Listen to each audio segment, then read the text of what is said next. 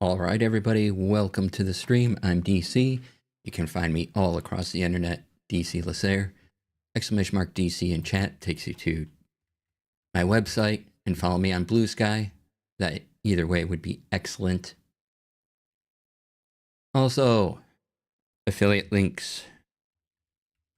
First one up is for Doris, a wonderful link in bio site. Check them out and use the discount code DC Lasair to get 30% off for 3 months should you want to sign up for Doris Pro. Also, Fantasy Grounds is a virtual tabletop, and they have a fantastic reader app in beta. Use the affiliate link when you make a purchase, and a little bit of that goes to support me. Also, if you want to keep your TTRPG campaign organized, I have a vault. Go check it out. !vault in chat will bring up the link. I'll take you to my GitHub where you can download it. It's free. Use it.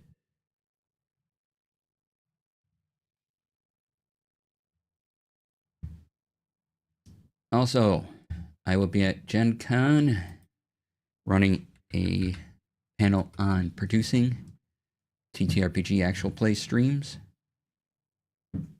And I'm going to check if there's tickets left.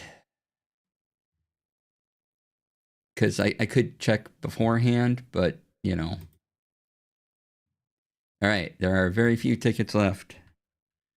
So, you or someone you know is going to Gen Con and want to spend an hour with me, learning stuff or just hanging out, there's the link to get your tickets. There's 4 left, so get them now. Yeah. All right, let's see. Oh, what is my volume? I can turn myself up a bit. All right, so how y'all doing? Who said hi so far? JD Lady, hi. Rex, hello. Welcome on in. Good to see you.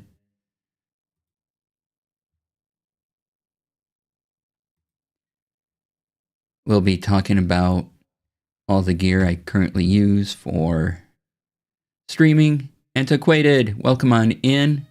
Hello. We might have kitty time early today.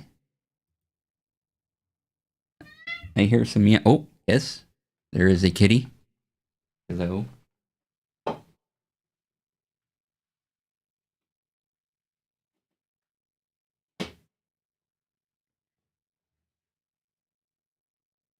This is Hannah.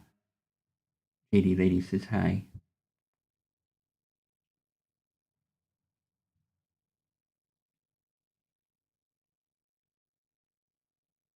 Good way to start the weekend. Hi, kitty. How you doing?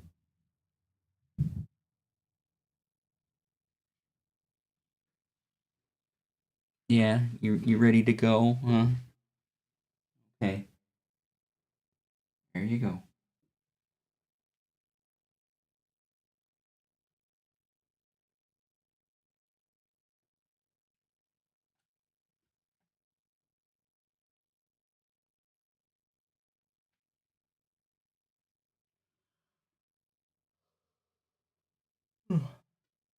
All right. Bye, Hannah.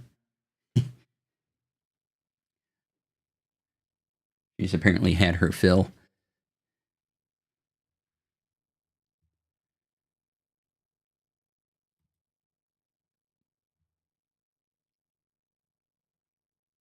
All right. Today for Tech Friday, we'll be talking about gear I use.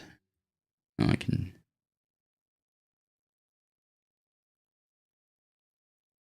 I just got prep a couple more things. Hope you're all doing well. Thanks for coming on by.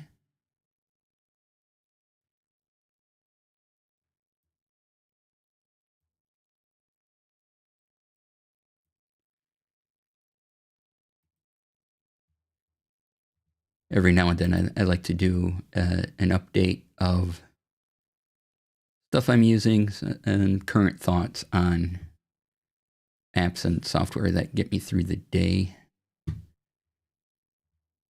So let's see here.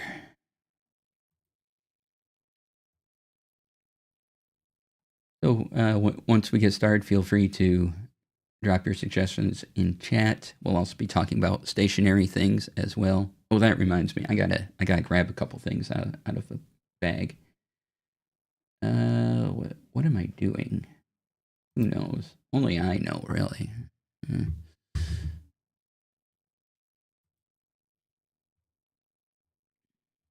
Okay, got that. Got that.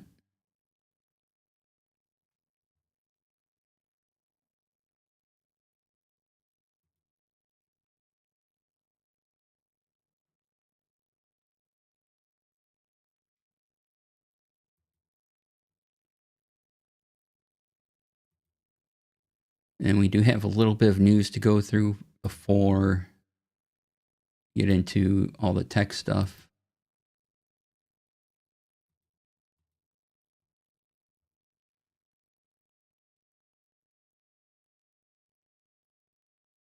Let's see. I'm just arranging some. Anna, I'm right here. You know I'm right here. You were just in here. Yeah. What?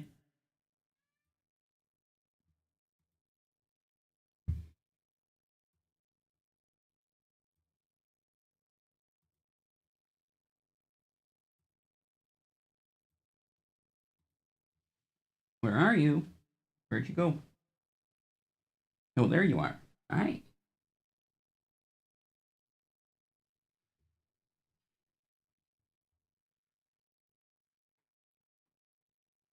All right. I gotta go take care of the cat. So I'll be right back. Enjoy the chair. Anna, come on.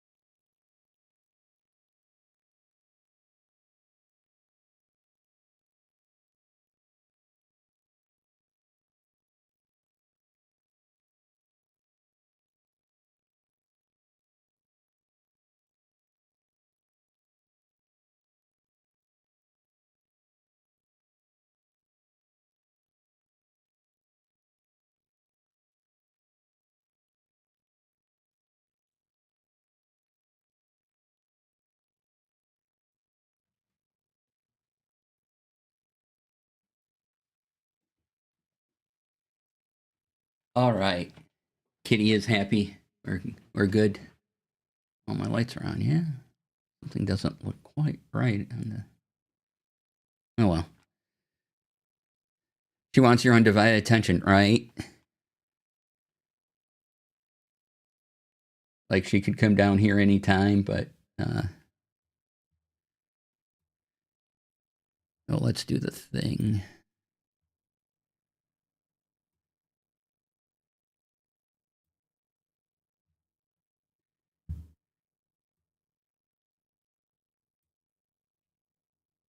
I'm just prepping the screen note section so we can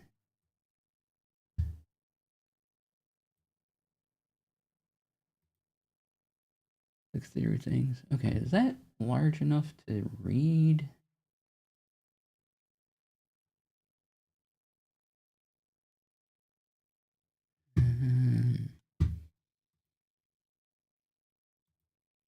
Gonna make the font a little larger on the notes in Obsidian. Because I switched it back.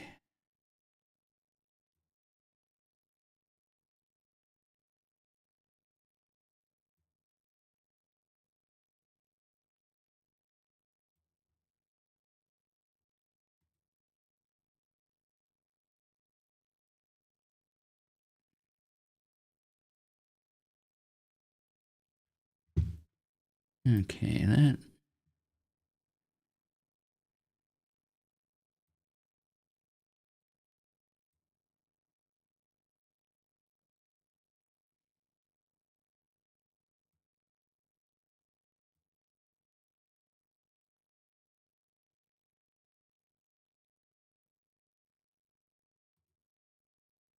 Okay, that should be pretty good. Okay. Collapse that. All right, things looking good. Oh yeah, gotta check all the streaming places. Make sure I'm streaming where I want to be streaming.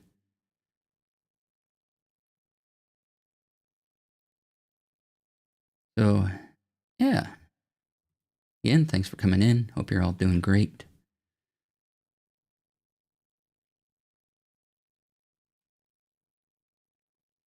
Oh, I forgot to turn on a thing.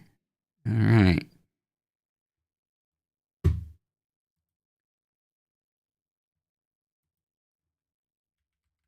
Turn on one more thing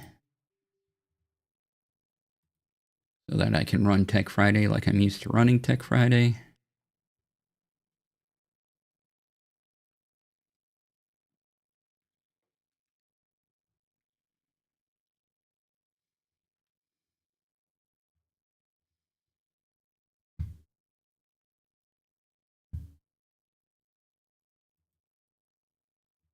Okay, that all looks good. Double checking my screen. Be fine.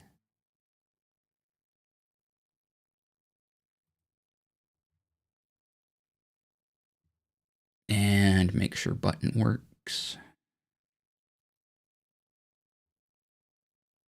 Button works. Okay. All right. Move this over. Do this. Oh, I was going to get a couple things. All right. One moment while I grab a couple things I want to show.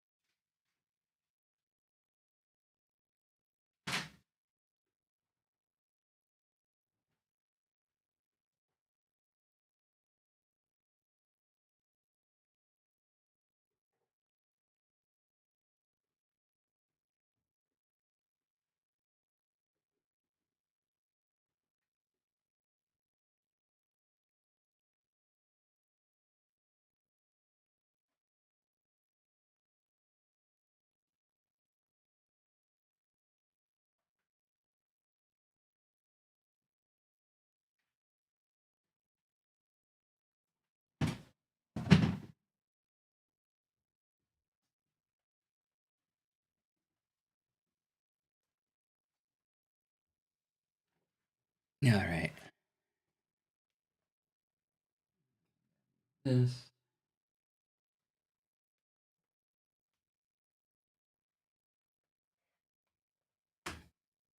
Okay, one more thing.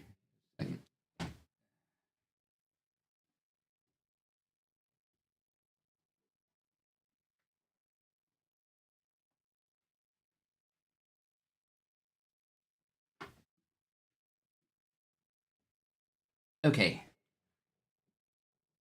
that should be everything. I think we're ready to dive in. Let's see.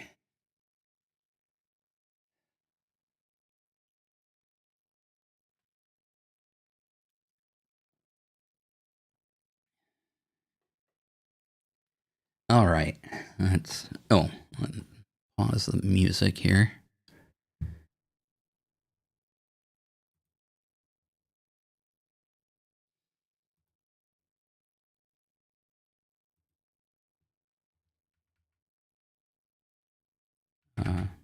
There we go. Okay, I think I'm finally ready. Oh boy, lighting just looks off for some reason. Why is that?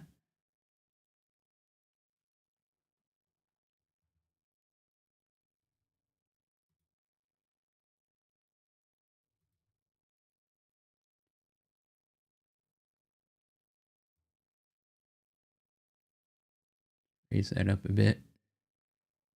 Pretty sure the lights are on. I mean, I can see you. Yeah, no, there's has to do with the shadows I'm seeing and things like that. That just doesn't look quite right to me.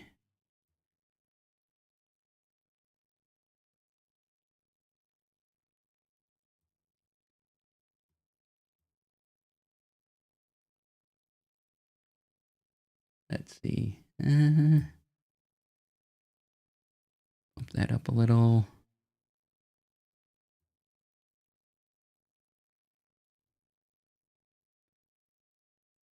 Bump that up a little.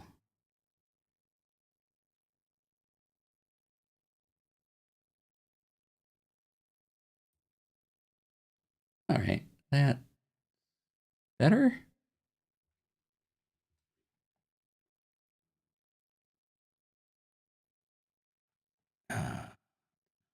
Look at that. That's all right.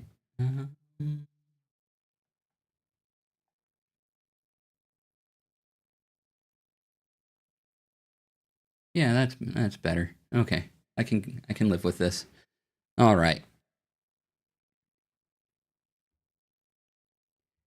Me saying that and double checking. Yeah. Yeah, it's fine. All right.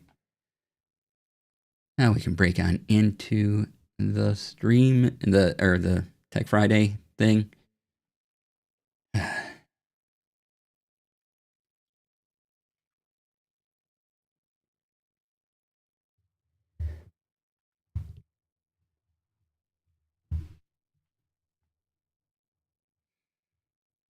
Okay.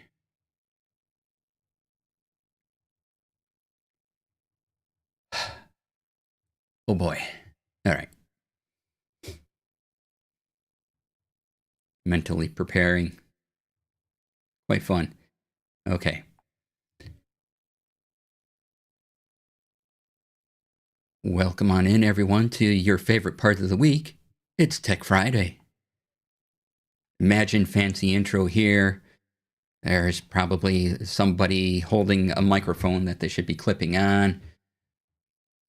Somebody outside holding that same microphone, walking towards the camera, then pointing at something that appears up over here, like a screen or a picture of a cat. I don't know, things, and then everything fades out, and back to me, where I say, on today's show, we're going to look at Twitch updates, threading Blue Sky, and a new writing tool that I've been made aware of. And then we dive into hardware and software that I use to do all this and function throughout the day. First up, Twitch updates.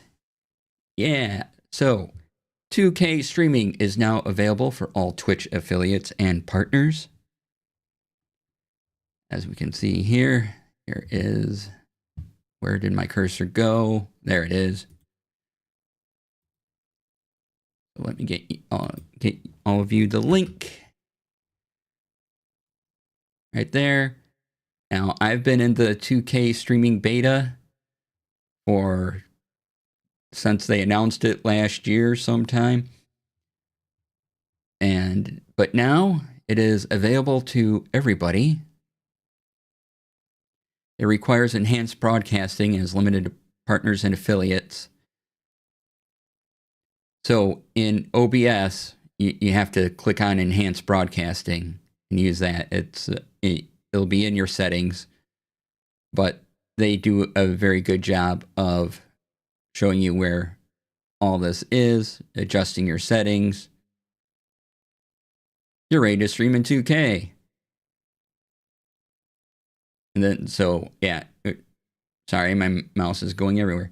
General, stream, and then you'll see this multi-track video part. Enable enhanced broadcasting. Give that an auto. So my setup screen looks a lot like this in the red box here.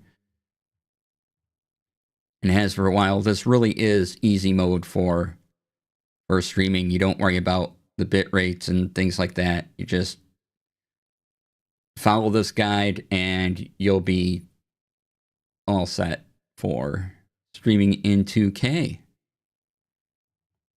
I mean, you can watch this stream if you're watching live on Twitch in 2K right now.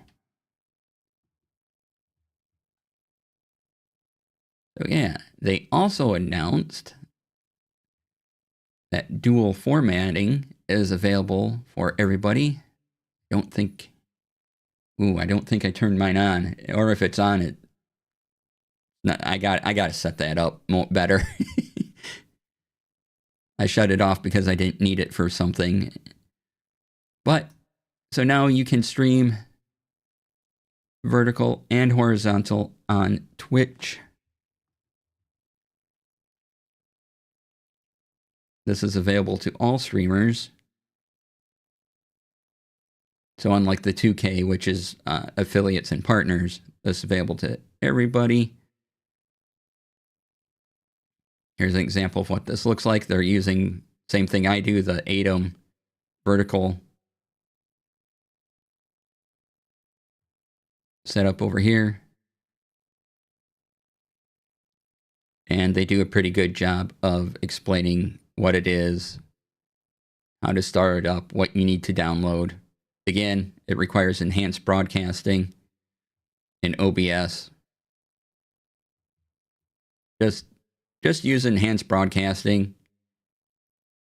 It really makes your stream settings a lot easier, as they'll be optimized and stuff just works. Probably one of the best newish things you can select out of OBS. Again, I've been in the beta for this for as long as there's been a beta, but now it's out for everybody.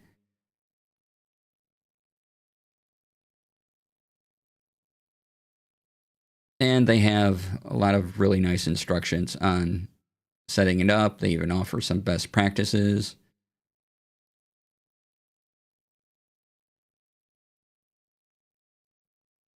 They even tell you how you can monitor your performance. Want some inspiration? And they give you minimum requirements. So you can have an NVIDIA card, AMD, Mac. Works on Windows 10, 11, or Mac OS. They give you your upstream bandwidth.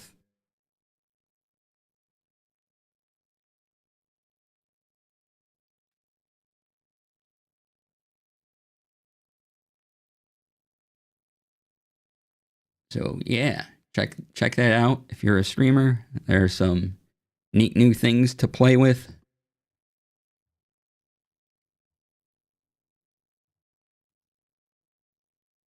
Really happy with that. And now the thing to not be happy about. And Brian, Urban Bohemian, posted this in my Discord, so thank you, Brian. Post on Blue Sky that Twitch has activated AI stream summaries, and that's out in the wild. So if you want to get rid of it, you have to go into settings and stream. There's the post about it. Do your thing. Okay. And all right, as this person says, if it's not active on your channel, the option won't be there. So you'll have to be checking every now and then as it is rolling out to people. And there's the original tweet, or the original Blue Sky post here.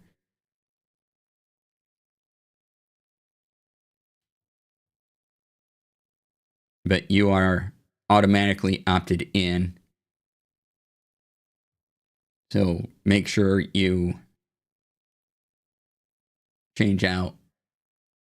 I'm very glad it can be turned off at least. Yeah, same. I do not like opt-in at all, especially when it comes to AI.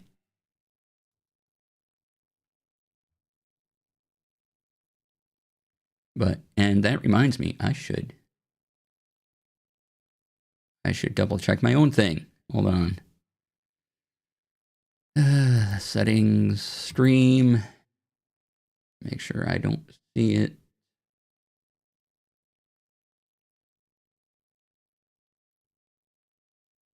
Clip. And okay. I didn't see anything weird pop up in my chat, and I'm not seeing it in my settings. So yay. I don't have to worry about it right now. But it does, again, it really sucks that I have to monitor this situation, go to that setting, see if it's there, turn it off, because for some reason, they want everything to automatically be opt-in, and that's just bad policy.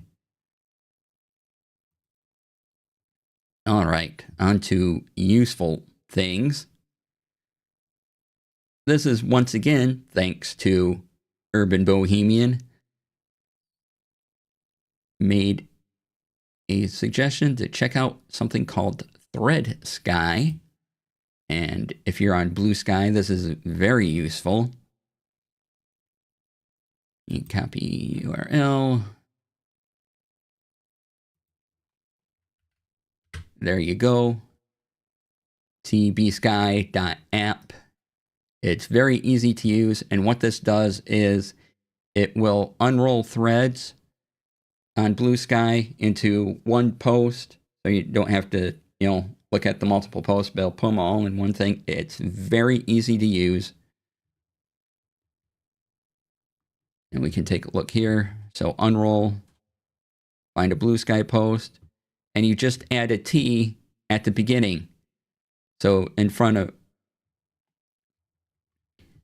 where it's usually https://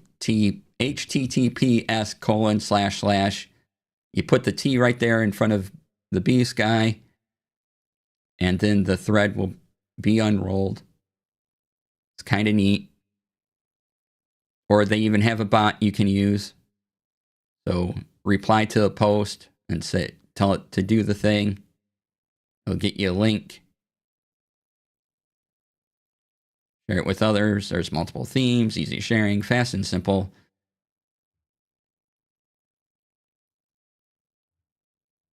Yeah, and we can view an example thread. So here's what an example thread looks like. You get this nice little box saying, the username, the account, all the all the sort of quick facts about the post, and then you get this rather nice, I guess then you get this rather nice post. We'll have to, I see what's going on. And here's that whole post, but instead of, individual things like you can tell 1 of 5, 2 of 5, it's all one nice thing. Now you can also do this with the Obsidian web clipper and the reader mode, and it will give you a wonderful looking thread. It won't give you that fancy info box that Thread Sky does, but it does an excellent job of unrolling the thread and giving you just the text in one long scrollable thing. So either way you decide to do that,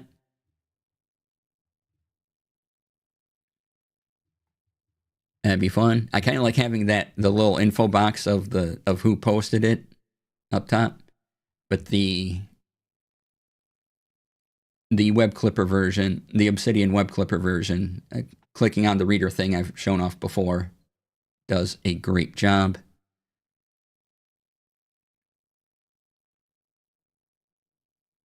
As well. All right, moving along. A couple of videos came across my YouTube feed about this.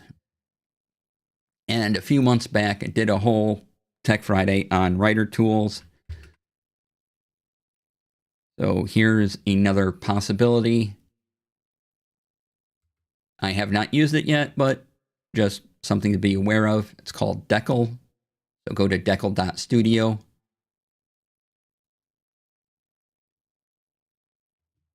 And if it's interesting to you and you want to save some money, early access is only $107. And I say only, still a bit, but that's $50 less than what the normal price will be. And it's a one-time payment, no subscription. And you can see all the features at the website. Entire manuscript, every chapter, every note, one place. There's all the marketing things. Most other tools stop partway. This will allow you to also get your book in a format fit for publishing, so you can even see what it would look like on a Kindle or other devices and other formats. So it will compile your everything just like Scrivener, but then also you can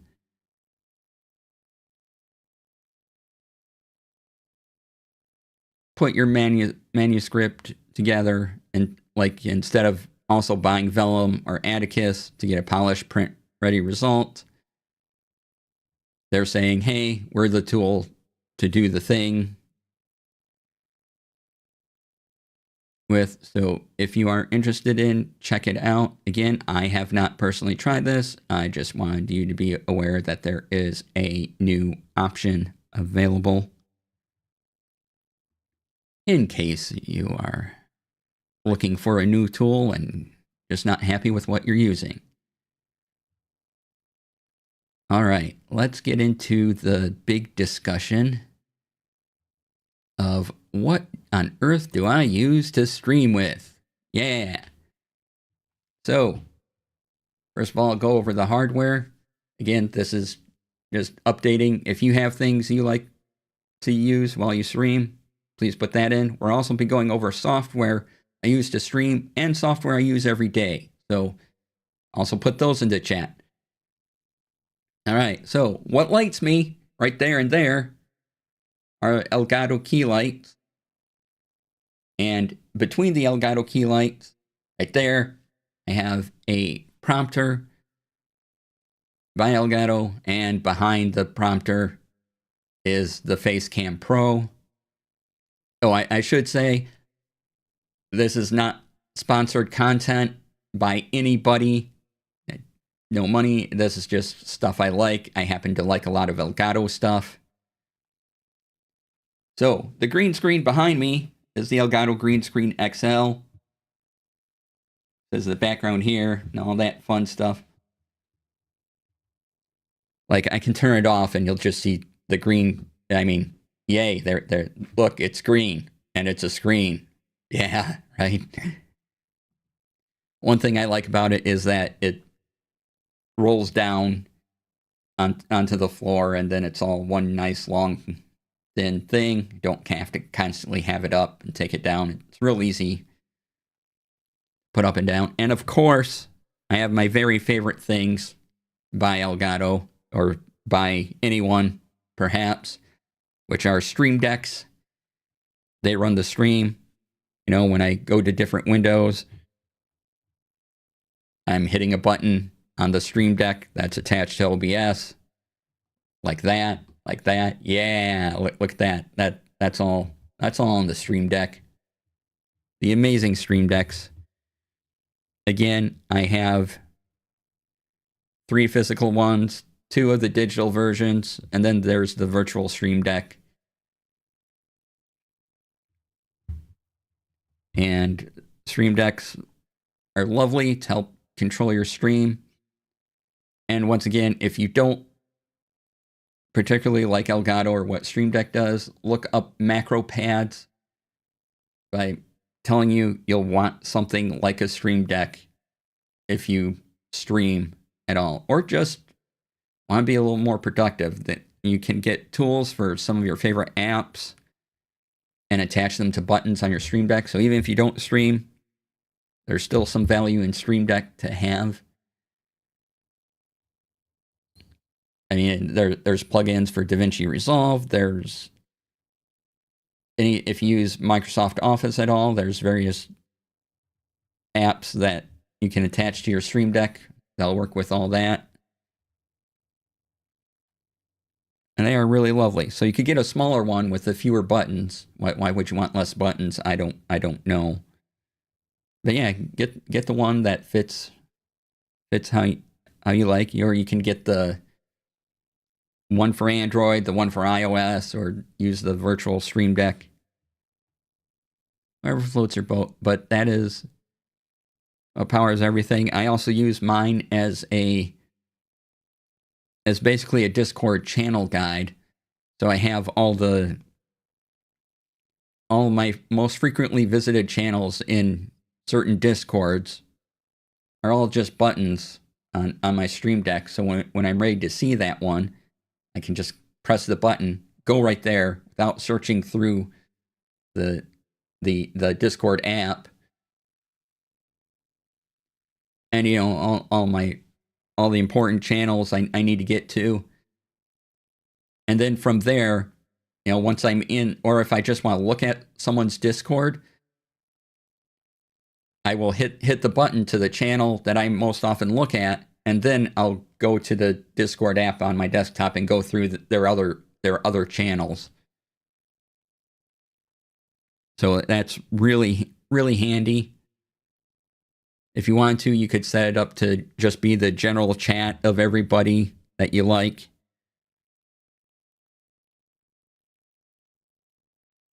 But yeah, and let me double check what that particular plugin is. Let's see here. Oh, I gotta switch what Stream Deck it's on.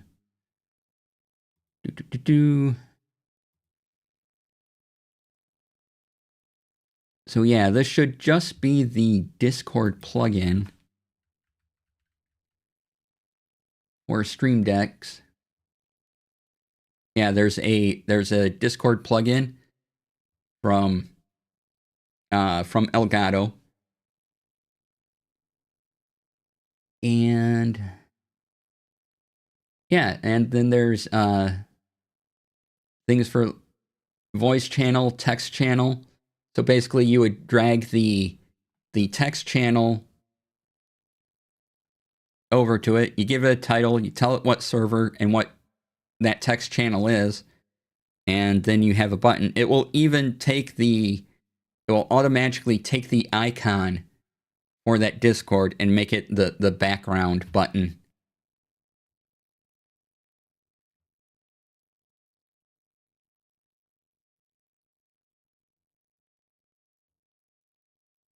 So I've been using it as a channel selection for a number of years now. Really like it. Also, another one of my favorite apps is the color picker, which you hit the icon, it looks like a little eyedropper.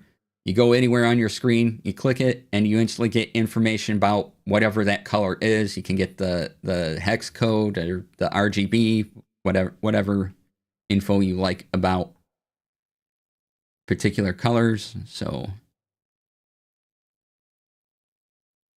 it is really fancy. I like that. So yeah, there's a lot of other things you can use a Stream Deck for other than streaming. But if you do stream, especially if you produce streams, look into the Stream Deck or any other of the macro pad things out there. You will be saving yourself a bunch of time and a lot of headaches by getting one. Those are always going to be my number one suggestion. The other company I have a few products from is Rode. My mic is their USB mic.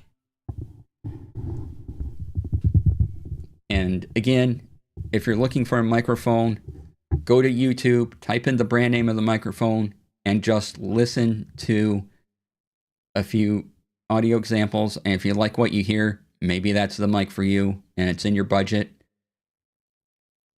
I really like this one. I listened to a lot of videos on various mics, and I thought this one would do the best for my voice, and I am really happy with it. This is I want to make sure I get this right. This is specifically the pod mic USB, so it has both XLR and USB on it. Fantastic microphone. I really like it. And then this microphone feeds into the Rodecaster Duo, and the Rodecaster Duo goes into OBS. And so if you're doing audio, especially if you're doing streaming audio, I would encourage if you can get a hardware audio mixer, get a hardware audio mixer. I have the Rodecaster Duo. I've seen the Rodecaster Pro 2 in action a couple of times. They are great devices, easy to set up. It is a bit of an expense. There are some less expensive options. There's a company I like called Fifine that has a lot less expensive audio gear, but still pretty capable audio gear and just gear in general for streaming.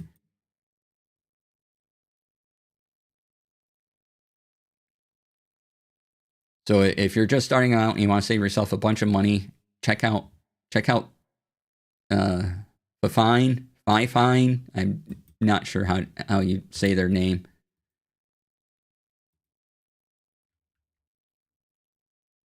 But fifinemicrophone.com. They're pretty good if you're looking for more budget gear. I've liked what I've heard and seen on various videos with their gear. So it's awesome. But if I'm to recommend something, the Rodecaster Duo is an amazing piece of kit. I got plenty of sound pads.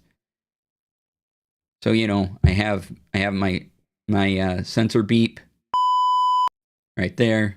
That's great. Can you guys hear that? Yes, you can. Okay.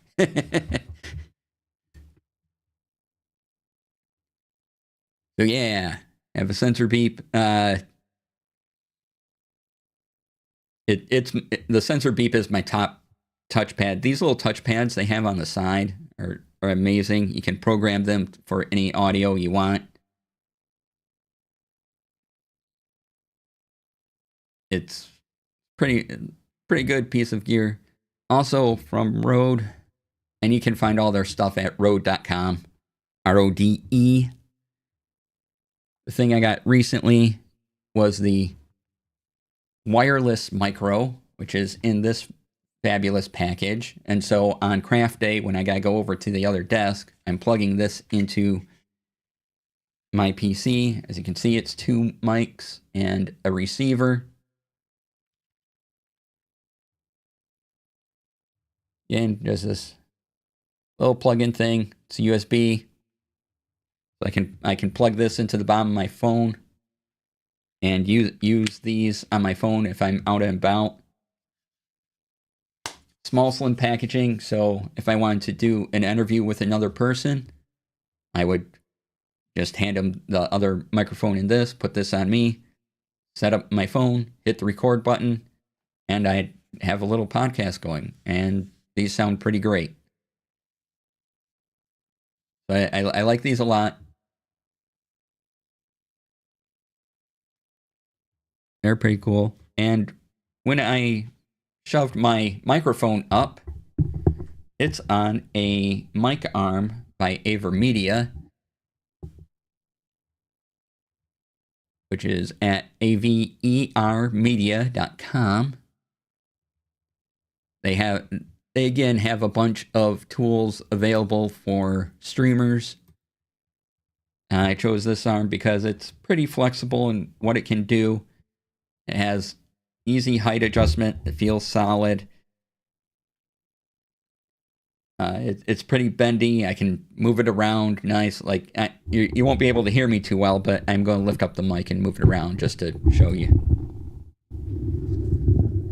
You're going to hear some noise because I'm touching the thing. I can put it up here.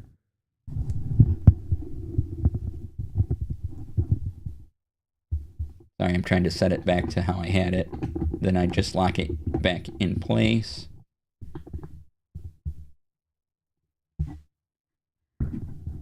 Twist it up a little more. There we go. So it's very handy. You can also use this to attach, say you have a small camera and you want to use an overhead camera and have a different thing. This arm is also good for that. Some mic arms, it's just going to be a microphone attachment. That's all. This one can multi-purpose. I really like that. And then on craft days, when I go over to the other desk, the overhead camera I'm using is a Insta360 Link. There's now a version 2 of that camera out. If you go to insta360.com, that's INSTA, they are wonderful little cameras that track you around like OBSBot and a couple others. I really like that, but it makes for a great overhead camera so you can see what I'm doing when I'm folding paper or I'm building the Gunpla model. Showing it off. Love that little camera. It's great. I would probably get another one if that one decided to go away. And where's it going to go? It's a camera. It's not going to move anywhere. But if it stopped working. Also over there, I have a MacBook Air, so I can see chat and do a couple other things on it. And we'll get a bit more into what I do on the MacBook Air in a moment. And now we have other. This is just hardware focused right now. So other hardware I am using. I have a TCL NXT paper tablet for Next Paper. And that is going to be my focused writer device. But it's a really good tablet for reading and looking at comics on. It has different mode, so you can kind of get sort of an e-ink-like experience with it if you want, and then automatically switch it back to a regular color LCD instead of kind of the dull colors of current e-ink displays. That's great. And also, thanks to y'all for the writer deck station, I have this handy foldable keyboard I can take anywhere with me by Gold Touch keyboard. Can unfold it. It's lovely. Like it a lot. Real nice to type on.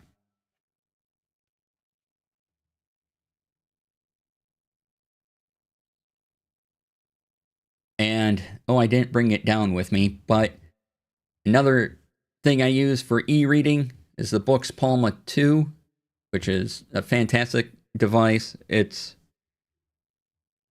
smaller than my phone, and I really like a lot of what Books does for tablets or for e-readers and things like that. And I like that they're open, that I can put whatever software, as long as it works with whatever version of Android is on the books. And the Books Palma 2 is great up on my nightstand for bedtime reading. Just read a little bit on it, and then I can easily put it down. I don't need a lot of space for it like a big e-reader. So it's quite handy. I really like it. And you can go to books.com to check out all their things. Well, so that's most of the hardware. Oh, one more hardware thing that I've been getting a lot of use out of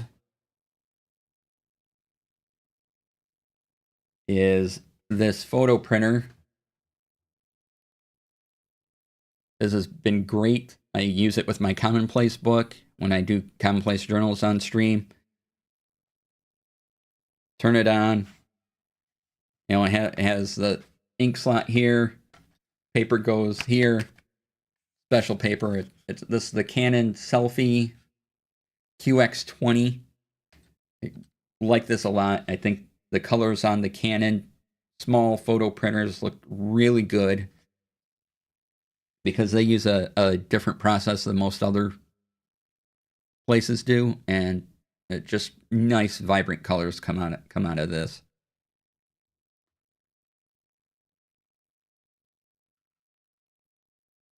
All right, now we get into some software.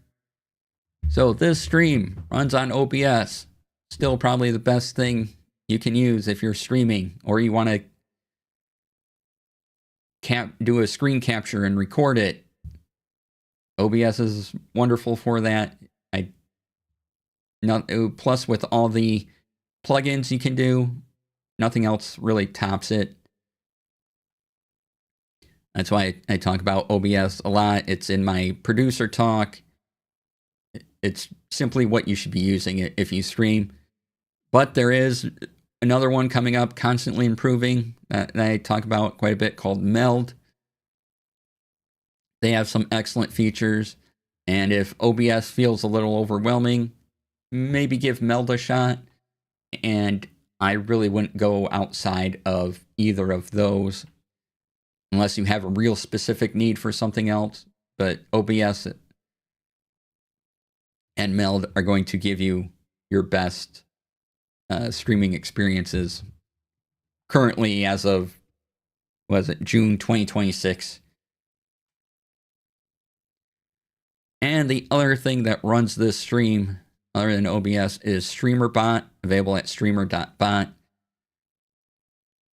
It's a third-party bot, and it's real easy to program and do a bunch of things. Like whenever you type a command in my stream and redeem a channel point, like I type !DC to bring my stuff up, all that is in StreamerBot. And StreamerBot talks to Twitch and a bunch of other places. Hi, kitty. Yes, hi. And there's other bots that do this. So there's Mix It Up and Atom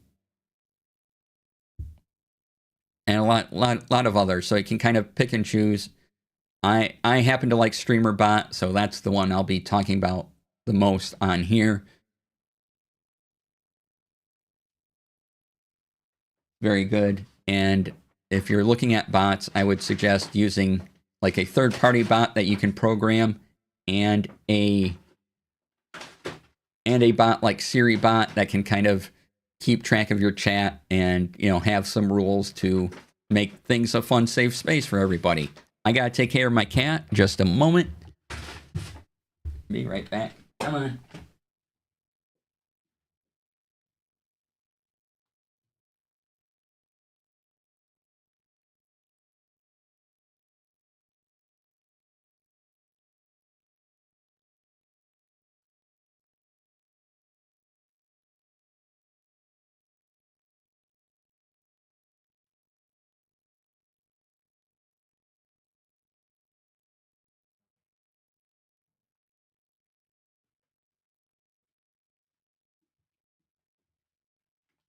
All right. Sorry about that. Hannah was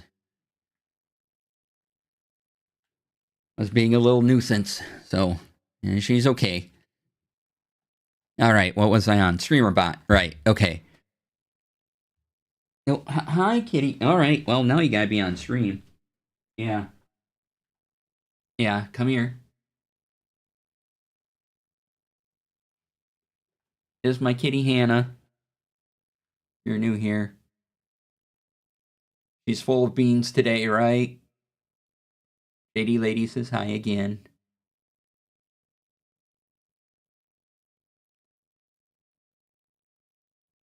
Hannah puts up with me. Oh, okay.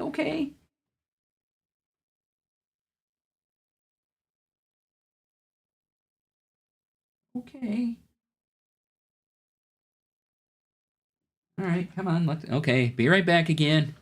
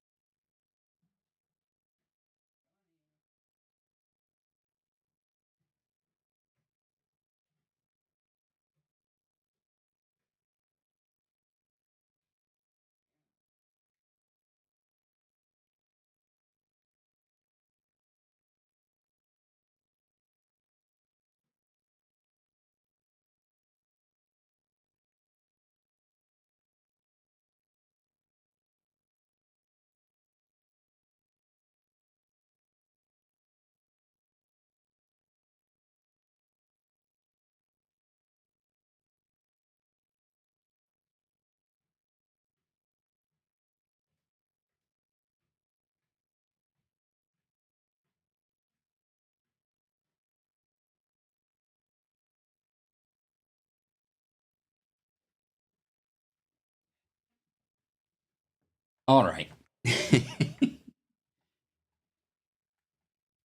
Kitty interruption number 2 for the day.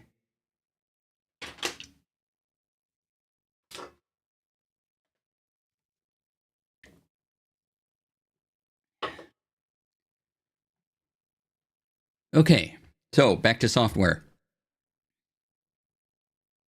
When I'm producing an actual play and we have a bunch of the other callers, the other people coming in, I use Zoom. It has so far provided the most consistent video signals. Plus, a year or so ago, they added closed captions. So if you put captions up on your stream for people to read, you can just pop out the caption window and capture that separately and put that into your overlay in OBS.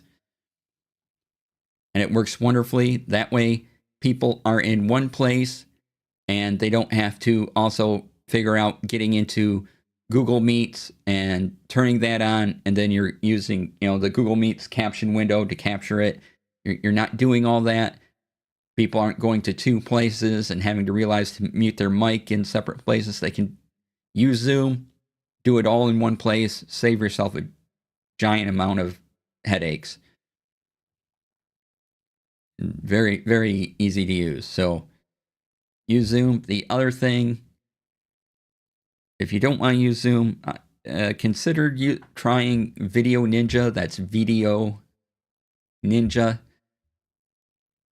It's a pretty great service. It's always improving. It's free. You can get multiple callers in. I should really give it another go. The only thing is it's peer-to-peer, so both people's internet has to be solid for the connection to work, but they've added some things to it to kind of help with that latency and help with someone who has a not as good connection. Whereas Zoom takes the incoming video, puts it up to a server, and then that comes down to you. That's why that video can be consistent.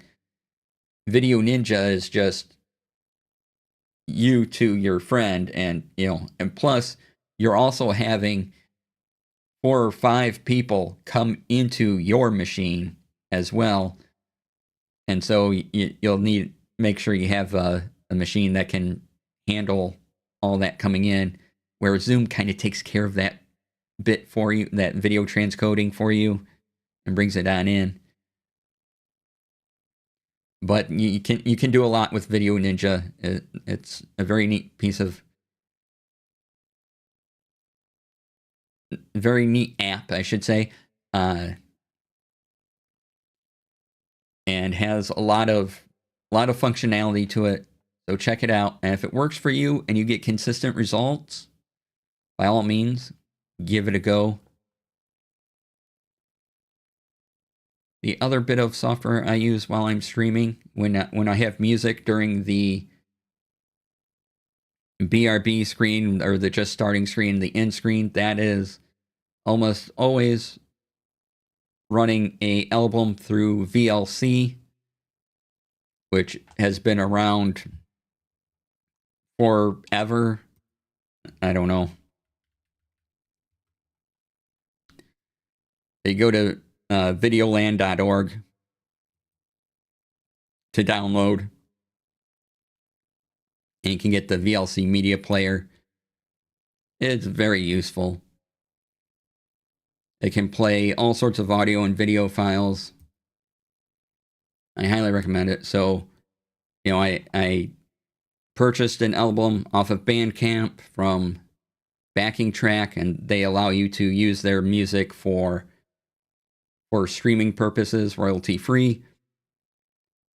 And so I just have that running through VLC, and that's what you hear when I'm on break and before and after the stream is just one of those albums playing through VLC. Quite wonderful. Okay, one more software thing to talk about that keeps everything that I do running. And it's the one piece of software I haven't talked about today. What could it be? What could I possibly talk about? What piece of software is there that's been off this list? Well, if you haven't been here before, or you haven't figured it out yet, I'm talking about Obsidian. Like when I was showing you all the links and everything earlier, it was all through Obsidian. I know, shock face, right? I prep all of the Tech Friday notes in Obsidian. I do the most of the creative work I do is in Obsidian. Everything I do for charity streams and all the TTRPG stuff, it's all built in Obsidian. Obsidian's free. Markdown's easy to write in. Just use Obsidian, y'all.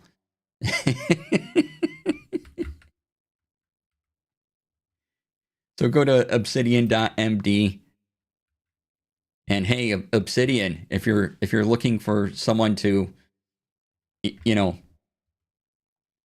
so maybe you want to sponsor a stream, and you're looking for someone to say nice things about you, and you're willing to pay them.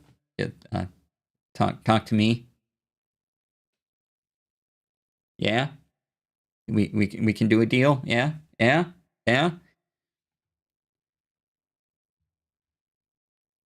All right, but Obsidian I use for everything.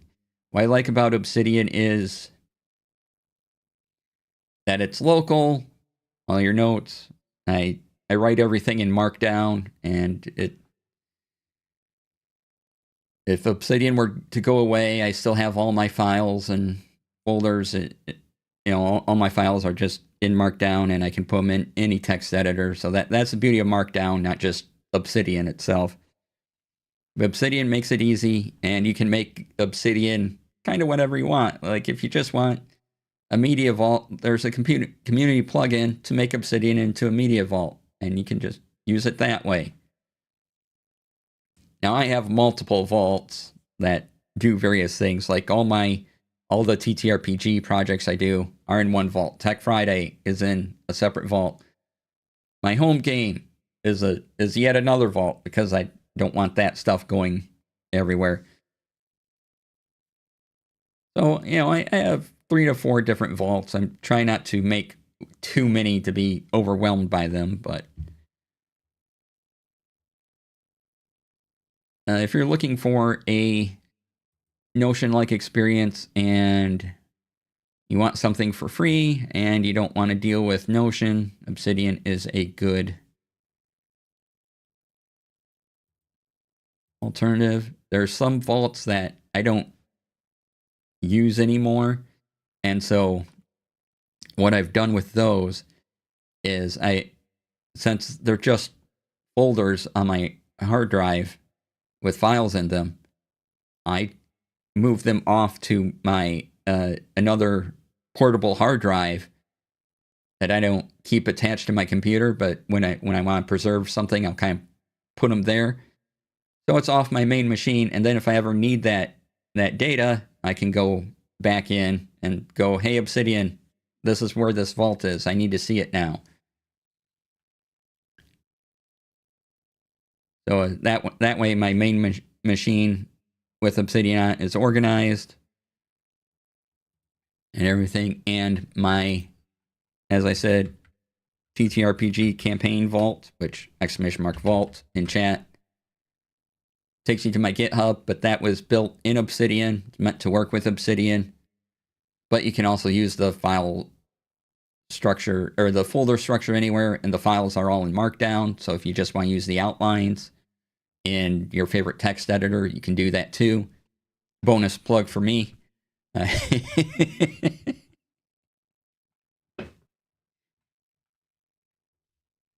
I know. Did you think I wasn't going to talk about Obsidian? I mean, really, come on. All right, so that is the current list of hardware and software. Oh, I was going to talk about what I use the MacBook Air for. Nowadays, Video Ninja has this really neat feature. Like, if you're just using it between 2 computers on the same on the same wireless network, on the same Wi-Fi, you can set it up so that you have a camera on a different machine, and you feed that signal to Video Ninja, and then you take that URL and you put into OBS as a browser source. Then OBS will have that camera view, and that's what I do when I go over to that desk. Is that on the MacBook Air, I have Video Ninja works in web browsers, so I fire up Chrome, I point it at Video Ninja, and I have a little URL I use for that camera, for the overhead camera, and then I come over to my main machine, and I tell OBS in a browser source, hey, OBS, look at this browser source, and goes, okay, cool, I'll look at this browser source. And it shows the camera on screen. So I mean, you could put a couple cameras in there. So if you're just doing it and it's all on the same network, that's a pretty good use of Video Ninja as well. Just to have, different cameras up and different views up.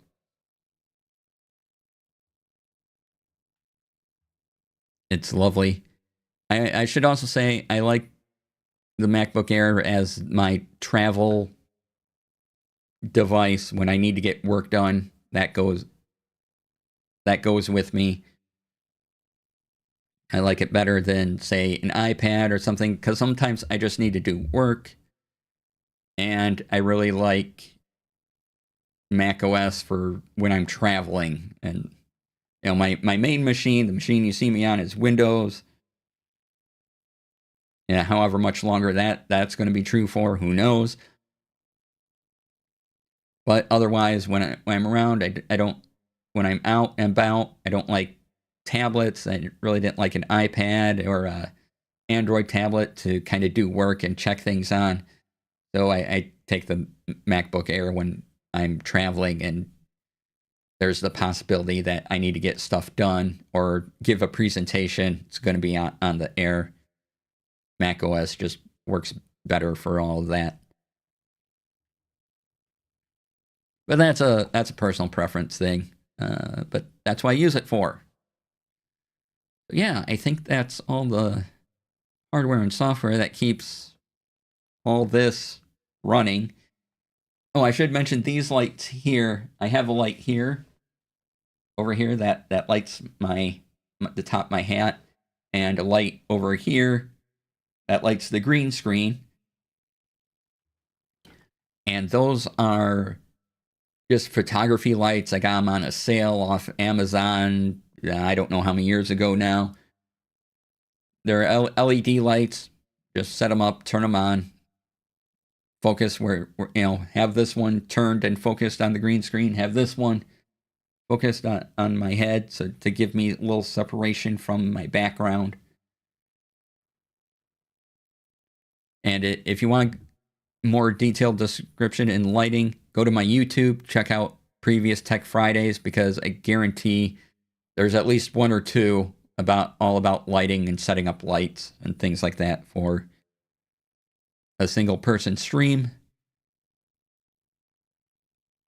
All right, now I wanted to get into some stationary stuff that I've started using that just runs my life now too. First up is Field Notes guides. Yeah, Field Notes. This is my home game Field Notes book. So when it'd be easier to just write something down in pen and paper, I'm using Field Notes. I really like them. They're small, they're thin, they're pocketable, easy to use. I use them for projects like my handy D&D 5th edition 2024 rules reference guide. Just pasted these into a Field Notes book. And as you can see, this, I can show you this using the freely available basic rules from the SRD stuff.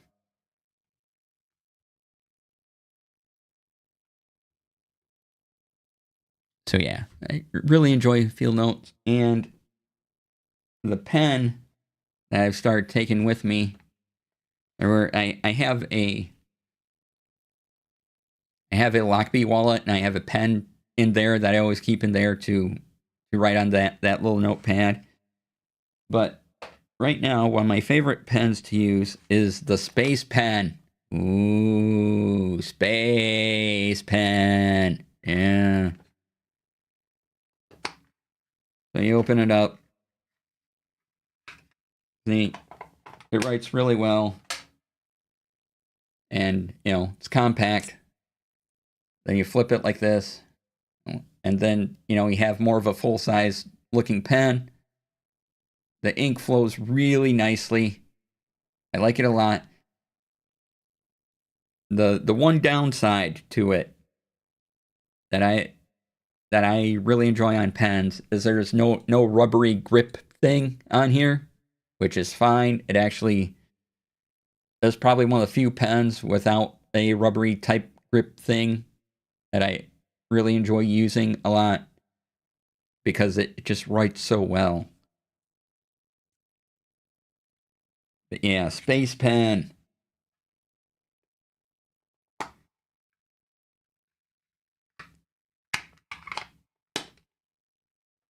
Even comes in this neat little case. It's by a company called Fisher, Fisher. And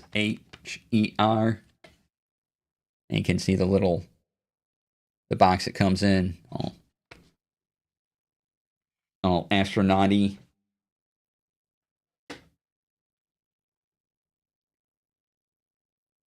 And when I am traveling to conventions and I know I'm running a game there, I will, if I don't think I'll have access to power, or I'm doing a lot of game sessions. Let me put this stuff down. I will bring along this handy dandy folder. It's a Kokio. I got it off Jet Pens, of course. Oh, it's green. Let me turn off the green screen. Green screen off. Green's my favorite color, so I'm gonna get green stuff. And I know it's not gonna look great on camera when I have my green screen on. I don't care. All right, so I have this folder. It's really nice. What I like about it is that you can get pockets, or you can get these folders, and then you just slide them in here and you get a pack, like, I don't know, six of these sheets come in a pack. There's always this cover sheet for some reason, but you can fill them front and back with paper if you want, whatever you need.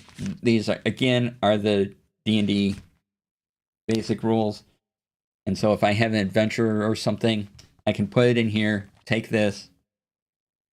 This is really nice, solid folder. Plus, you can get a little pouch where you can put extra things in the pouch as well. So I'm still really liking this. This is enough for a convention. But the other thing I'm working on is to make more adventures and things in the zine format, or possibly pasting them into field notebooks. And so, again, I go to a convention, I want to play D&D, I throw out some field notes guides that have different classes in them, and one of them has the adventure, and I just run it through, a couple of field notes guides, right?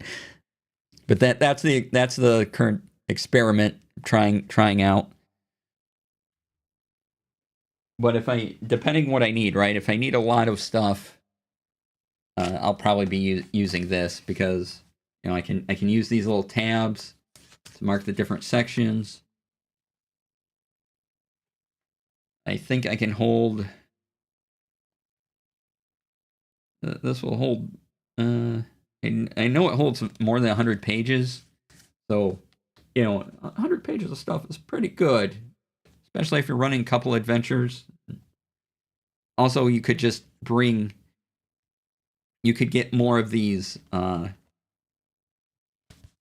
slidey packety things, and just have these packets prepared for different adventures and slide them in and out as you needed them throughout the day. But I do like having just the one folder, and then extra stuff I need. I'll put dice in this back pocket here and things. And so if I don't have access to electricity and my MacBook Air and Obsidian, put it all here. And that's another thing. As I mentioned, I run my home game off of Obsidian. All my notes, everything is all in Obsidian. But Obsidian isn't stationary, and we're talking about stationary. So that's another thing. All right, I think that will wrap up all the things for today. Oh, I've talked much longer than I meant to. We should have taken a break a while ago. So we're going to go take a break now. And so let's do the outro. Yay, outros. If you're watching this later on YouTube, thank you for watching. And I'll see you next week for another awesome episode of Tech Friday. You can look at more videos over here and subscribe to the channel over here. Do the things. That'd be great. And I will see you all next week. Pause, hold. Okay, that's good. Now, if you're with me live and you're watching on Twitch or YouTube, I'll be back in about 5 minutes. We're going to take a break, run some pre-rolls, and I'll be right back.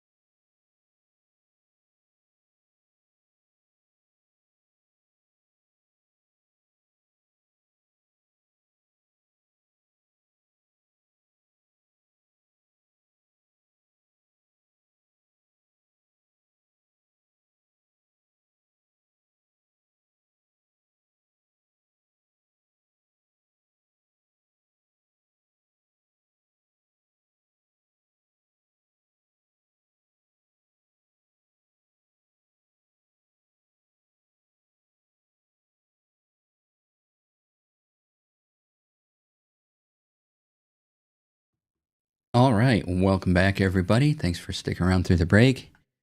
Now's the time when we relax and I keep the music flowing. And let's see. We just talk about whatever, and I look at websites and things like that. I did forget to mention something during the regular episode. This voice recorder has been amazing for recording my home games, and then I take the file off of this, and I put it into the Obsidian vault that I share with my home game group, and that way they can go back and listen to the episodes. And this has been really great. The microphone's on pretty good. I usually lay it down slightly in front of me, and it still picks up my voice. It will a couple times I've had one of my players couldn't make when we were all in person, but he could be over Discord, so he had his audio coming in through Discord over my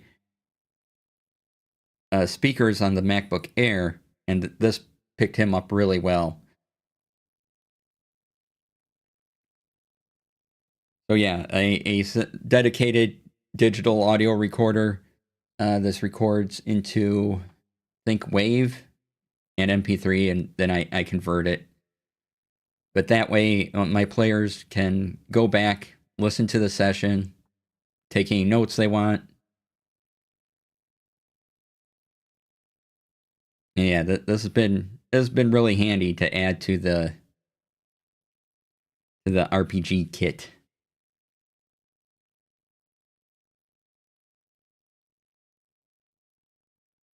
I may take this with me to Gen Con, just so I can record my presentation. Then I'll let everybody there know that, hey, well, during the presentation part, I'll be recording. So if you have questions, they'll end up in a record. This for my personal use, and then I'll shut it off for the regular question part. And so I may do that. I don't know if I want to carry this, but it weighs almost nothing, so it's very portable. But yeah, this has been great addition to the stuff things. And the other thing, I talked about this the other day, let's get it lit up there, was the Pebble 2 watch, which I put on a different watch face for it, but I'm still liking it. I've had it since I full charged it, I think last week. Something. I'm still at 40. I'm at 42% battery, so I haven't needed to charge it again in over a week of use.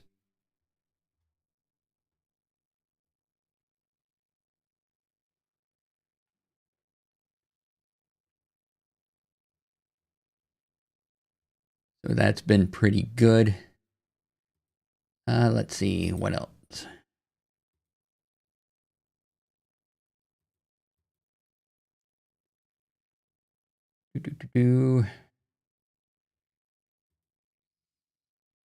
All right, so now we just kind of relax and look for anything may have missed since we've been on, or that happened earlier today. I just didn't have time to talk about. So if you have anything you want to talk about, if you have software or hardware that you use each and every day that you find absolutely invaluable, put it in chat. Let's talk about it.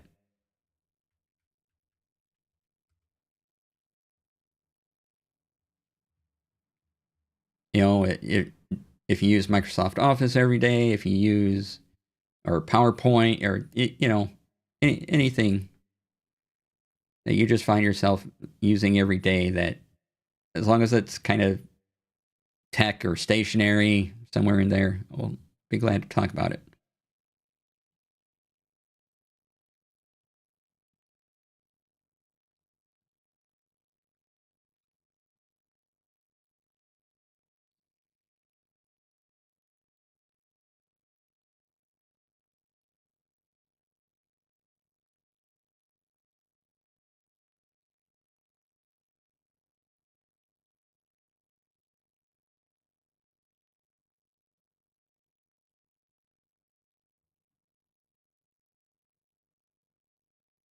All right.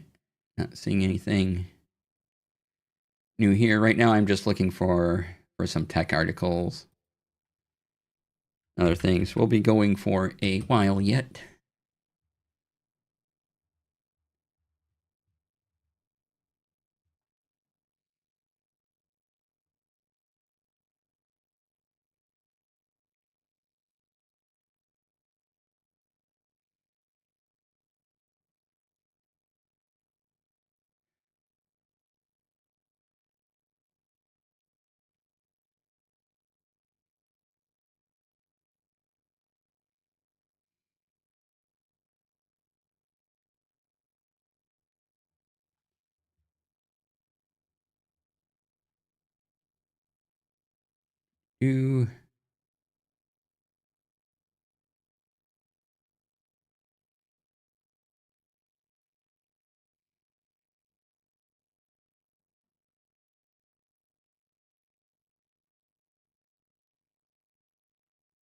So yeah, otherwise I'm just looking through websites, and anything that catches my eye I'll talk about.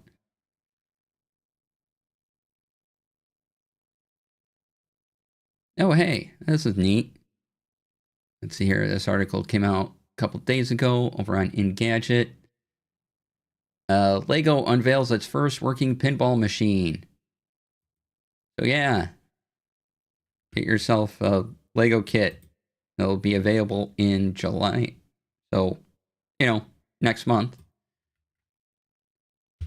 There's the article.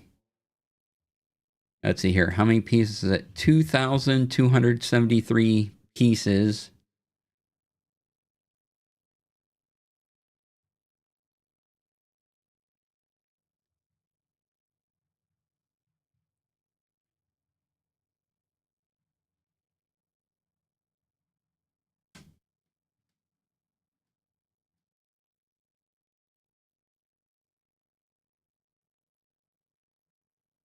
And it will be $230. Oh boy. It looks kind of neat.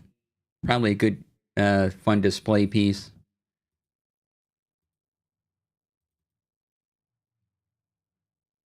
But yeah, Springleaf, hi, welcome on in. We're into the relaxing part of the stream. If you have any tech, hardware, apps, or stationery that you use each and every day, that's what we're talking about. So feel free to put it in chat. And we can talk about it. Yeah. Otherwise, it's just the flow into the weekend.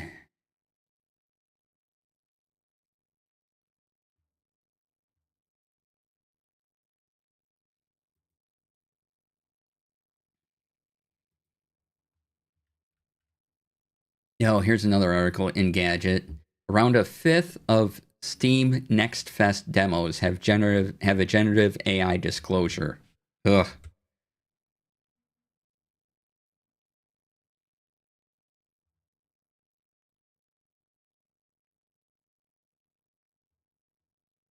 Right, so make sure you're looking for that, and don't play those games.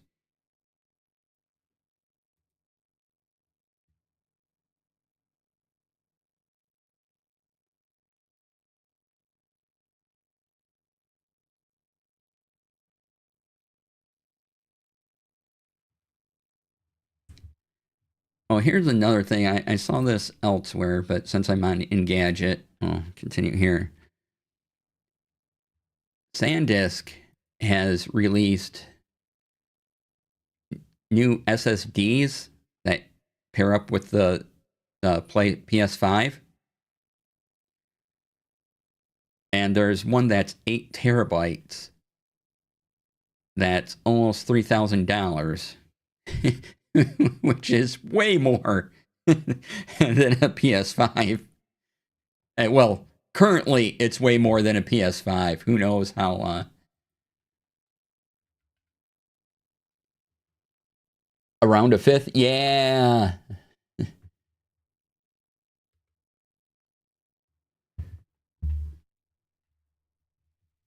Yeah, there was a couple of games I was looking at that I'm like, oh, this would be right up my alley. We used AI. Oh, all right. Well, you're off the list. But yeah, the 8 terabyte PS5 SSD. There's some other ones too, so you know you don't have to pay quite that much.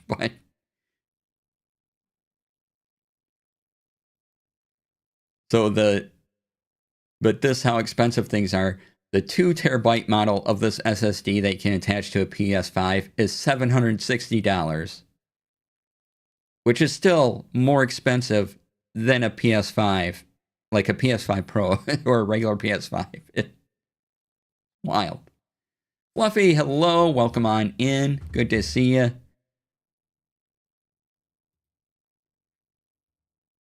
We are in the wind down portion of the day, easing into our weekend.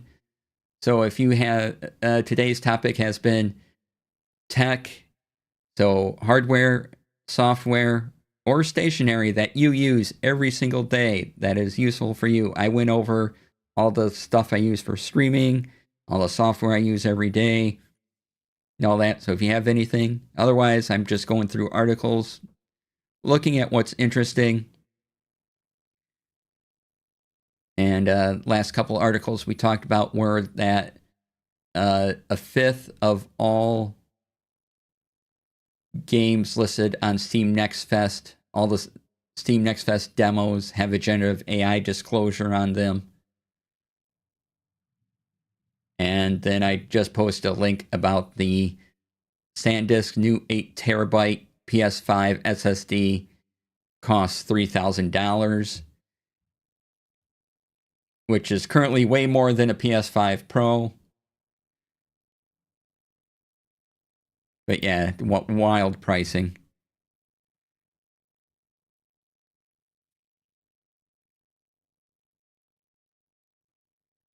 Yeah, hope you've been good, Fluffy. Good to see you again. A lot of games. Yes, it is. Way too many. And that's just in the Next Fest, and that's just the ones that disclosed they're using AI.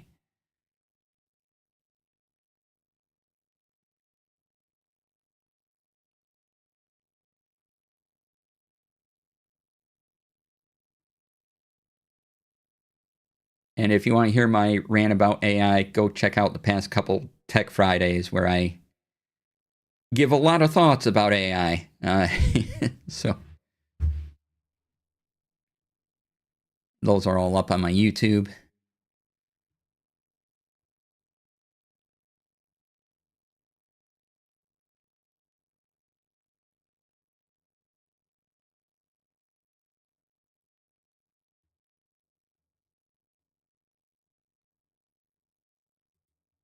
All right, what else do we have here?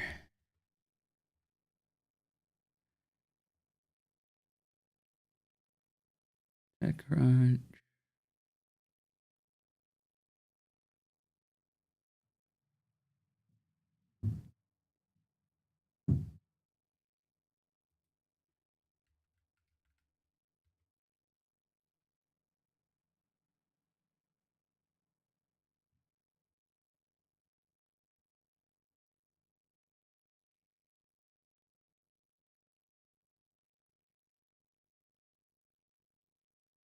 Oh, something I've been interested in recently is Graphene OS. And you can put it on, you can at least put it on Android phones. It is a form of Android, is my understanding. and I wouldn't use it right now because it's limited to what phones you can use it on, but it's part of the Android open source project. And it sounds pretty neat. It wouldn't support my phone, but if you're looking for kind of a de-Google-fied experience and you still want some Android apps, you can check out the project there. Again, it goes over everything you need to know. I've been kind of looking at YouTube videos on my feed, kind of pop up and talk about it a bit. It's interesting. I don't think I would use it for my prime time yet.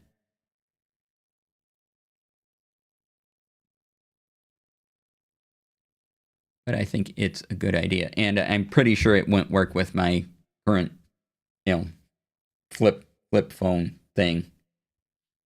Probably need a special version so that it can take advantage of this outside screen.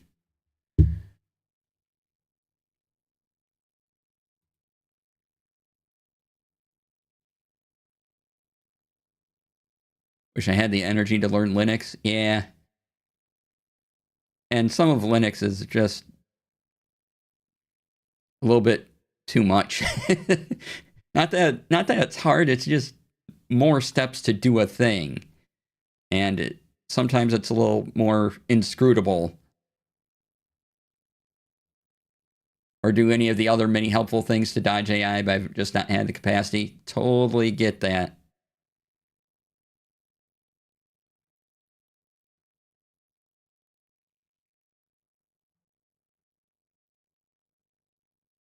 Add so much friction to every daily process, yeah.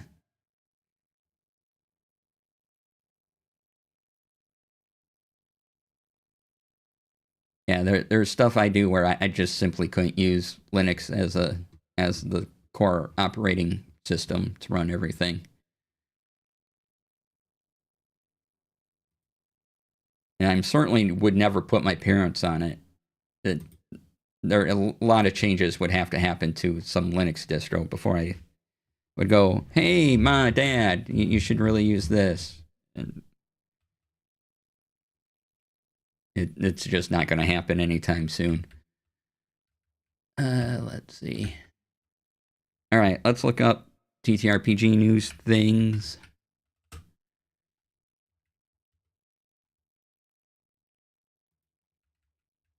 Oh, there is a new Unearthed Arcana available for D&D. If you want to give your thoughts on it, it's all posted up on D&D Beyond. I think it's Villainous Options 2. They did a Villainous Options a while ago. Now they made changes to it based on feedback, and if it's what you're into, they updated it, so take a look. I want it to just work. I do not want to have to compile, troubleshoot, or go to GitHub so that I can just do stuff. Exactly. that right there, Rex. Highlight that. Put a circle around it.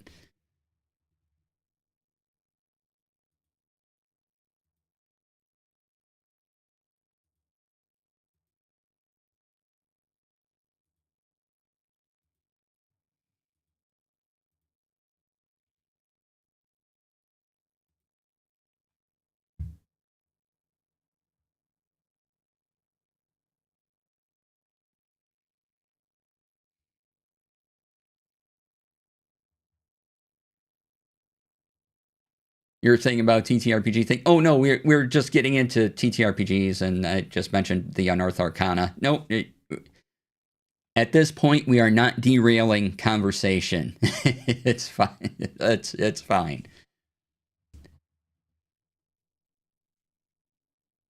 Also, how I feel about like Word and Microsoft disagrees with me. We're not. At least with Microsoft, I'd know where to look up info. Yeah. Hi, Tanya. Welcome on in. Good to see you. I just feel like being cheeky.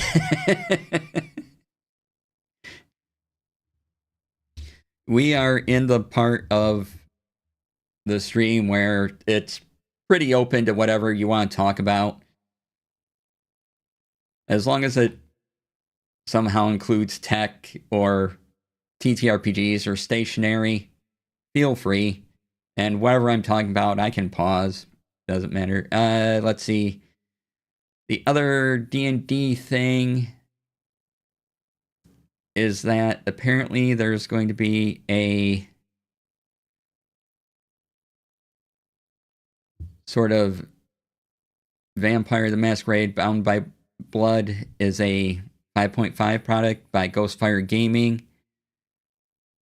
So if you kind of want to do World of Darkness things in D&D, there you go. Also, yes, 5th season TTRPG is out in the wild for backers, and the street date is tomorrow. Check out 5th season. Let's see here.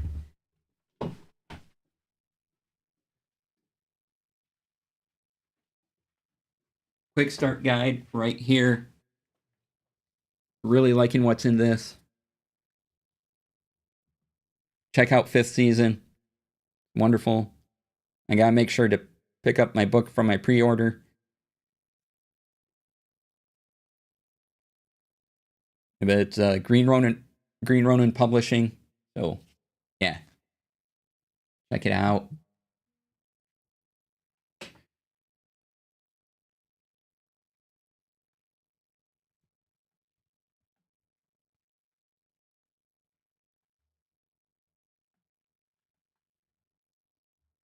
I'm excited to dive into the big book.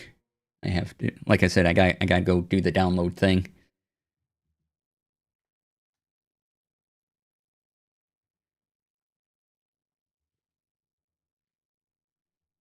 Yes. Best method to clean your fountain pen nibs. Anybody that has experience with fountain pens, how do you clean them? I have been avoiding getting into fountain pens for a very long time now, and shall continue to avoid getting into fountain pens because I know me and pens.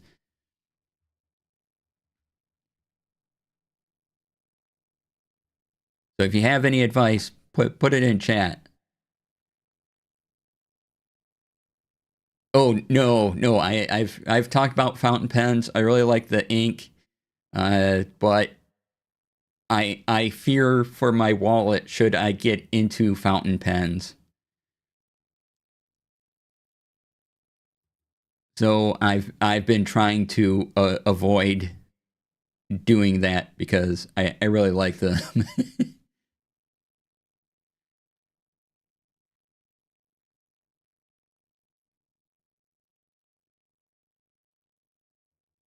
Let's see, is Free RPG Day that next weekend? Yeah.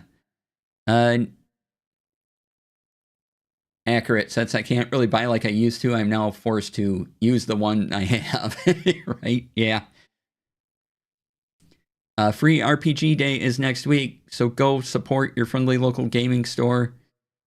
Go to Free RPG Day. I think it's freerpgday.com. Yeah, freerpgday.com. Type in your city. They have a store locator. Check out Cypher's video, and Urban Bohemian also had a stream about free TTRPG or free RPG Day stuff. So go check those out. Also, all this ink. Close experiences with Crow Quill tips from when I wanted to be a comic book inker. And I do not think that applies. Yeah, I don't even know what that is. So yeah.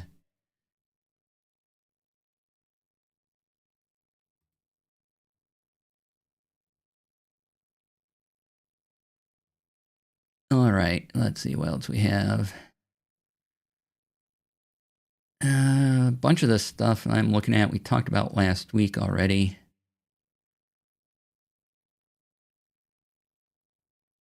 I did think of, ooh, new hobby, must dive headfirst in, right? Yep, totally get that.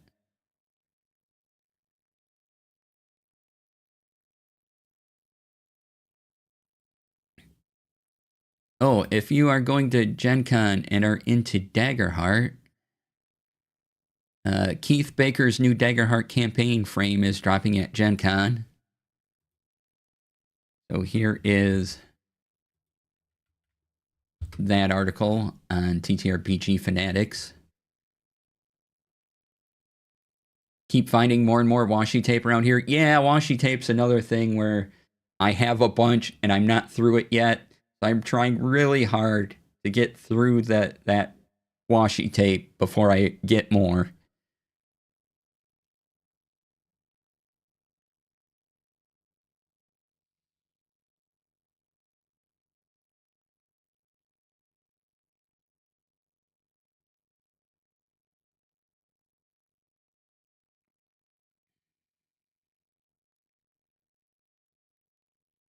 So yeah, if you're into Daggerheart and you like Keith Baker's stuff, there's gonna be a panel at Gen Con. You can hear all about it there.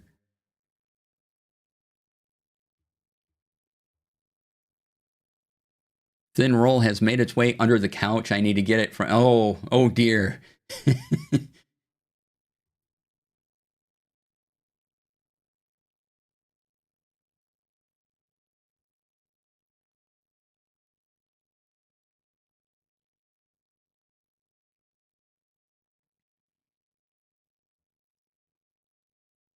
Let's see.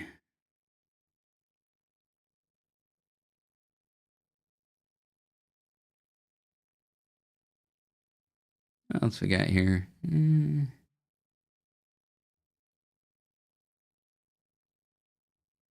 All right, we've talked about all that previous weeks.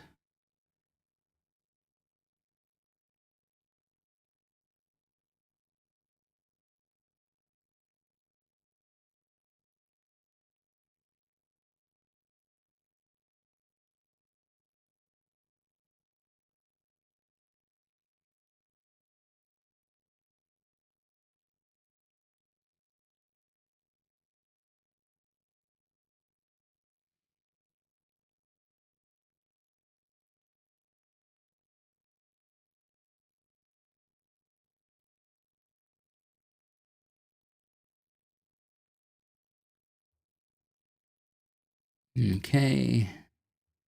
One more site to look at here.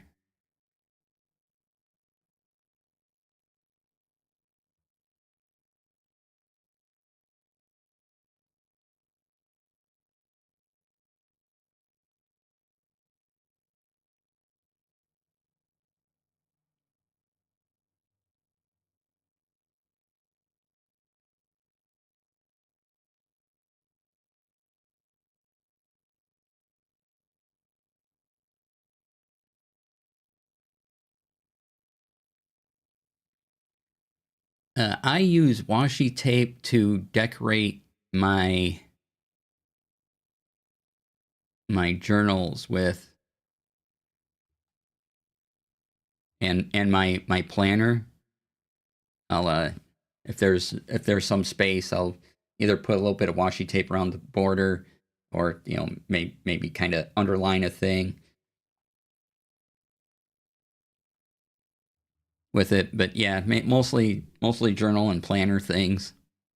Get some of the washi tape love.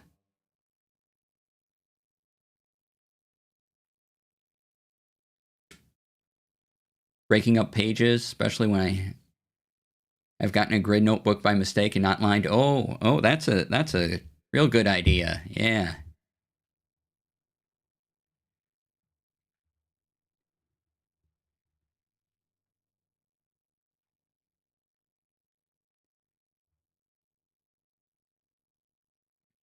So I'll take it, and then when I'm done with the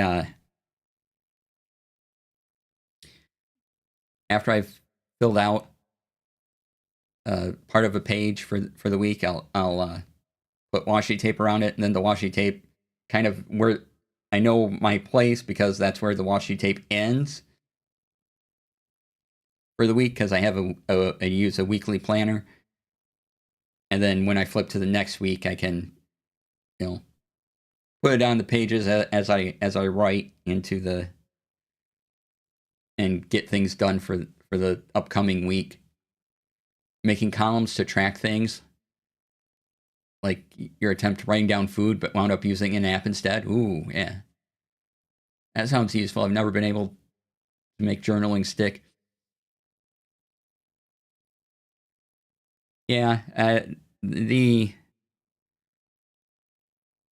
one thing I've been pretty good about is having a commonplace book, which is just a collection of quotes or stuff, or when I print out photos on my little Canon photo printer, I put them in my commonplace book, and they'll get some washi tape sometimes on that, depending on what it is. I do have a Midori journal over here, and I'm not getting another journal until I fill all the pages in there, even though I don't do it per day. Mostly use washi tape for watercolor. Didn't use for decorating coasters and things like that. Oh, that's neat. Also, very pretty washi tape in shapes, florals, etc. So if you like to doodle or just like how it looks, you can use it to decorate around entries. Yeah, awesome. And Jet Pens has some washi tape that you can write on, and they're like little, almost little speech bubbly things. So it's kind of a neat little boxy border thing. You can cut out, you can write a note in it, and it'll be a little washi tape thing you could put up there. Found video film washi tape and bought some to see if I could make a pretend little comic movie. Oh, that's cool.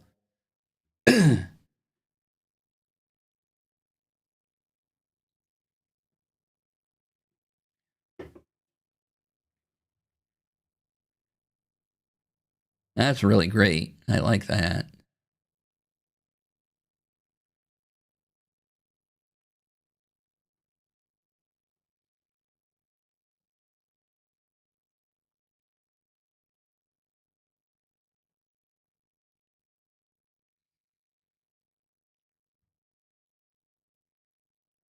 Definitely seen very pretty washi tape. Never known how to use the ones people have given me as presents. They are in the craft pile. Yeah, mine are over there on a shelf. So when I need them, I can pull it out, use them. But I still have a pile of it to go through. That's another thing where I'm like, nope, I can't buy more washi tape because I still have plenty to go through. Do not need more.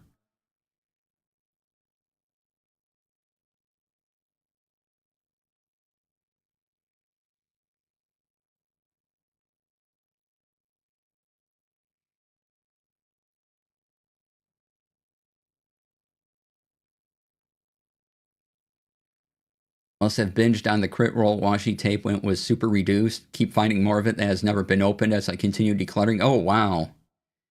Yeah, I gotta do a declutter here, too. I just got some boxes in that I can put comic books in because I want to do some shelf rearranging, and there's just a bunch of stuff laying around I need to organize in my little office space here. And then once I do that, I want to set up one of my tracking cameras. Well, I just have the one tracking camera to follow me around as I go through, to different stations. So when I have my writer station made up, and then when I have the, when I go behind this desk to the craft station, the camera can just follow me around as I go to there. It gives me a couple different angles to work with. And you have a kitty as well. Yes, I have a kitty as well who is both thinking they're helpful and at the same time not being helpful with decluttering.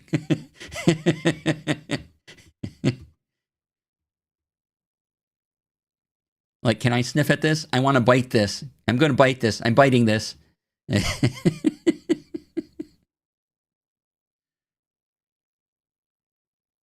When something requires 0 cats, there are always a bunch of cats. Yep.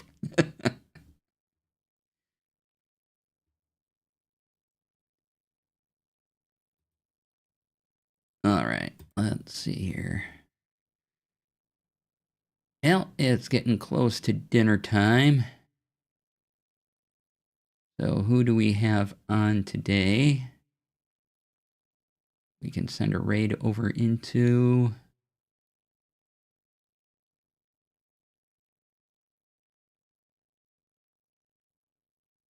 DJ is on. Yeah, okay, we'll go raid DJ.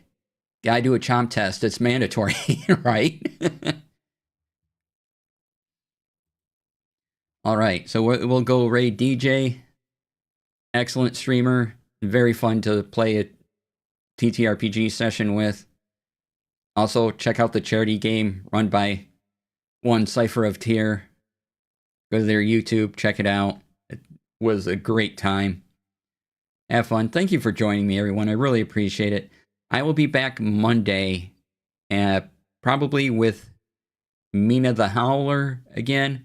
I'm also looking at if I can do it. If I can swing it, I want to get Adventures of Elliot because that looks to be right up my alley. Thank you for producing. Yeah, I like doing that stuff. Let's see. So, yeah, Mina the Howler, probably on Monday, returning back to it, because that's just a fun game.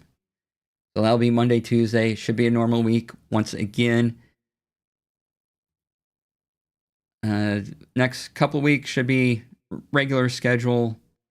July 17th, I will be out of town for the weekend for sure. So I know that's a few weeks away. Don't expect that. And then, of course, when Gen Con comes up, like July 29th through August 3rd, no streams because I'll be at Gen Con. If you want to pretend stream with me at Gen Con, we can do that. But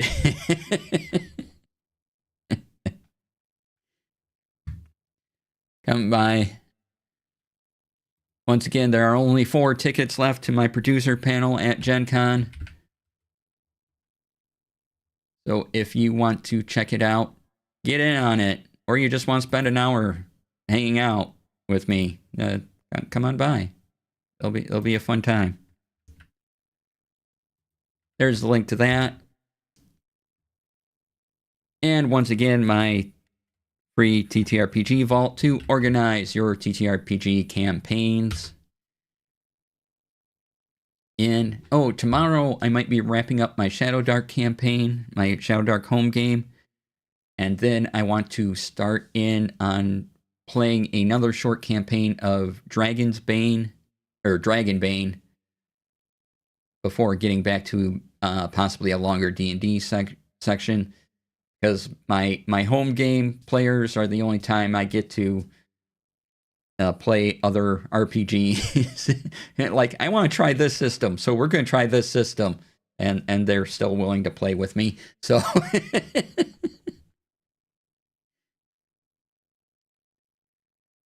I'm sure they would like a longer campaign, but we'll get to it. But first, I need to try other systems.